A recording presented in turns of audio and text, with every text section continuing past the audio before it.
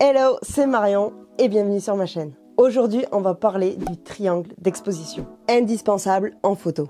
Je vais d'abord t'expliquer comment tout ça fonctionne, ensuite on parlera des différents modes de ton appareil photo et pour finir, je te donnerai quelques conseils.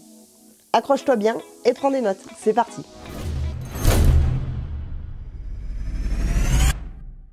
Bon, le triangle d'exposition.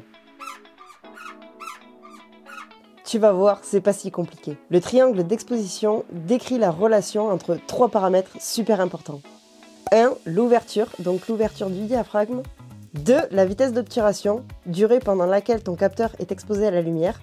Et 3. Les ISO, la sensibilité de ton capteur à la lumière. Et l'interaction entre ces trois paramètres va déterminer la luminosité et l'apparence de tes photos.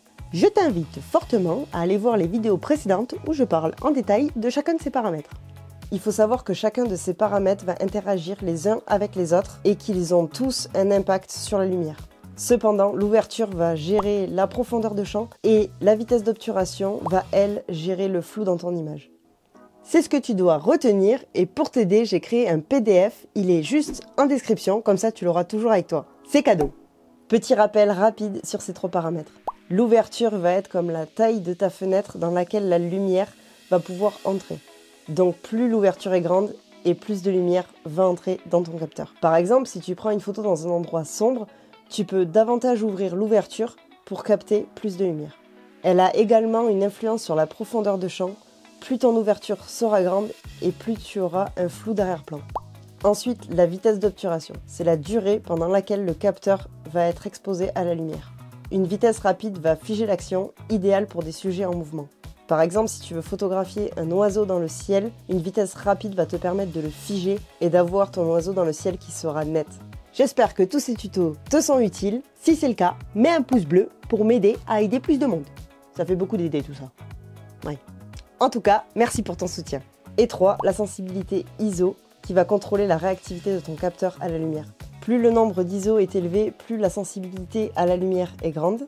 Un ISO élevé est utile dans des conditions de faible luminosité, mais il peut apporter du bruit dans ton image si il est trop élevé. Comme par exemple dans une pièce sombre, augmente les ISO pour capturer plus de détails dans ton image. L'équilibre du triangle d'exposition est essentiel pour obtenir une photo correctement exposée, c'est-à-dire une image ni trop sombre, ni trop claire.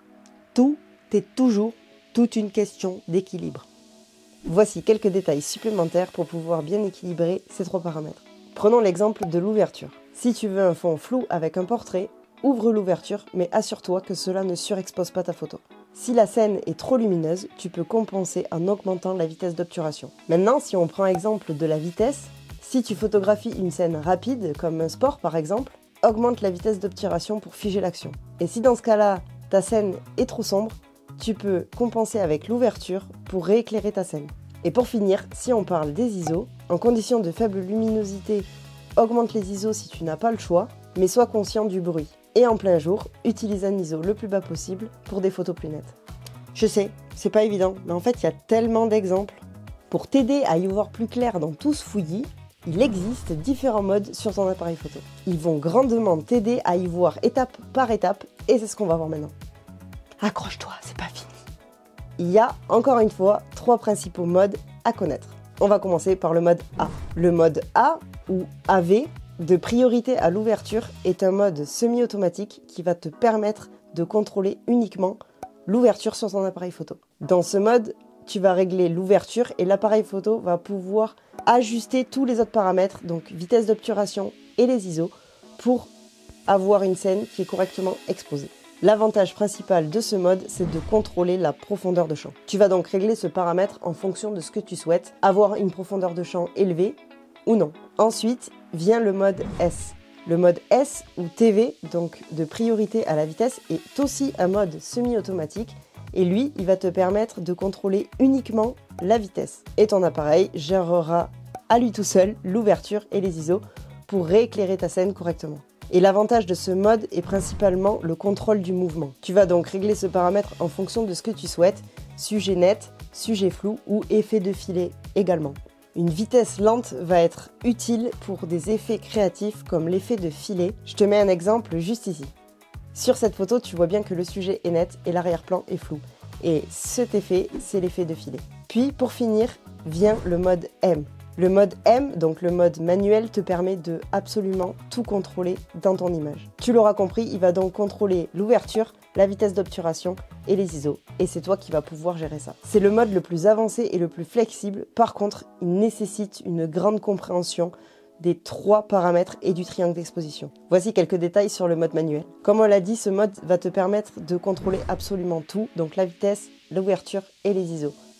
Choisis d'abord l'ouverture en fonction de ton besoin créatif de profondeur de champ. Contrôle la durée pendant laquelle le capteur va être exposé à la lumière. Comme on l'a vu, une vitesse rapide fige l'action et une vitesse lente capture le mouvement. Et ensuite, ajuste la sensibilité ISO en fonction de ton éclairage. Ce mode nécessite de maîtriser les modes semi-automatiques et de les comprendre. Donc, il nécessite beaucoup de maîtrise, beaucoup d'apprentissage et beaucoup d'entraînement. Dis-moi en commentaire le mode que tu utilises le plus et on passe au conseil.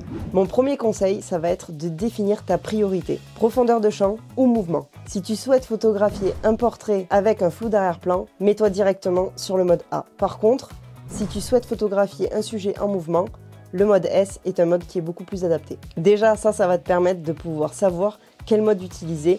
Donc tu n'auras pas à chercher 107 ans, au moins tu seras fixé. Du coup, deuxième conseil, c'est d'utiliser forcément les modes semi-automatiques. Ça va te permettre de faciliter l'ajustement tout en maintenant le contrôle.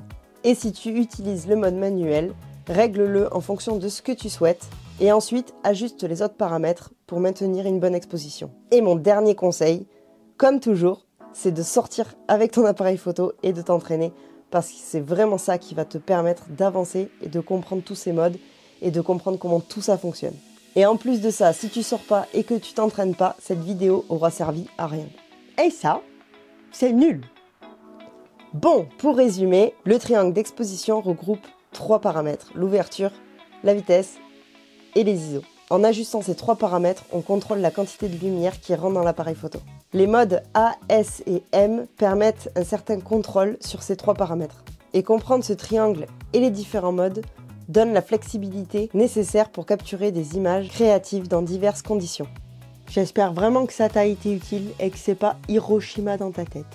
N'hésite pas à revisionner cette vidéo si tu n'as pas tout bien compris et je t'invite aussi à aller voir les vidéos précédentes que j'ai faites sur l'ouverture, la vitesse et les ISO. Pense à récupérer aussi le PDF dans la description et n'oublie pas de t'abonner pour ne pas rater la suite. La bise, ciao!